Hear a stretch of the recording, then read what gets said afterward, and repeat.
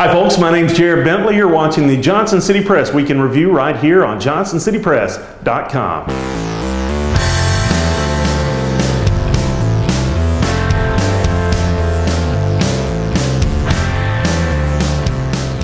There are plenty of issues facing our nation right now, whether it be the upcoming G7 summit, the looming meeting with North Korea, or the president's assumption of self-pardon. As has been my habit of late, I will allow those stories to be covered by others and keep my weekly roundup local. The Washington County Budget Committee approved a new $40.8 million general fund budget Wednesday that doesn't raise taxes or give pay raises to county employees.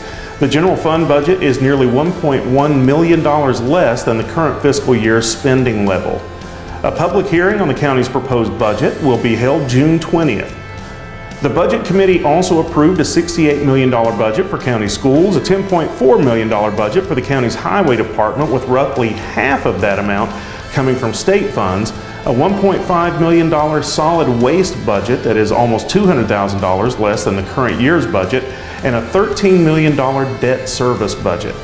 Commissioners also approved a capital projects budget that calls for $5.1 million in designated spending in the new fiscal year. Meanwhile, the county's property tax rate remains unchanged at $2.38 for every $100 of assessed value. While the new budget offers no raises for county employees, it does offer no cuts to current services. Christopher Scott Connolly's body was found along Dry Creek Road this past Saturday by a woman who was preparing to walk her dogs on the Lone Oak trailhead. Investigators believe Connolly was shot execution style in the back of the head at that location by Aaron Christopher Story and left near the trailhead sometime in the early morning hours of June 2nd. Story was charged Monday with one count of first-degree murder. The men had some type of altercation before the shooting, but investigators did not elaborate on what it was about. Officers developed Story as a suspect and tracked him down Monday, where he was in court for a hearing on an order of protection his wife had taken out against him. For more details about the incident and to follow the ongoing story, please read the paper or visit our website. If you're looking for a little welcome news this week, the TVA Boone Dam project seems to be moving right along and is on schedule. According to the TVA, the berm construction is now finished, marking the completion of another major phase of the dam's seepage remediation project, completed just days ahead of schedule. The berm construction phase involved placing 223,000 tons of rocks from local quarries on both the upstream and downstream berms, with the aim of stabilizing the earthen embankment in preparation for the next major phase, construction of the underground cutoff wall. The Boone Dam repair project, which is projected to cost up to $450 million, is still expected to be completed in 2022. Johnson City Commissioners are discussing preliminary design and operational costs for the city's 150th birthday celebration in 2019 after a presentation by the Sesquicentennial Commission.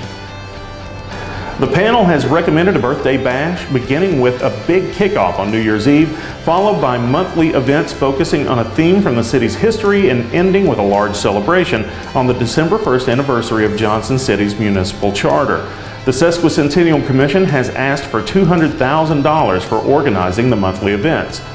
The panel has also proposed a legacy project at King Commons consisting of a splash pad connected to a water fountain with light and music features, and a natural adventure area with a play fort, climbing logs, and stepping stones.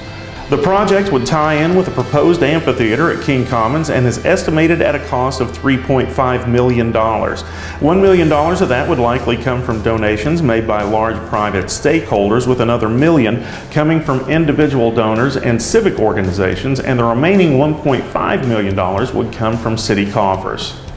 For the full rundown of expenditures, please visit our website and search for Robert Haug's article on the matter. And if you want to stay up to date on any local, national, and world news and get nothing but the facts, then you need to check back here with the Johnson City Press or at JohnsonCityPress.com. I'm Jared Bentley. Thanks for watching.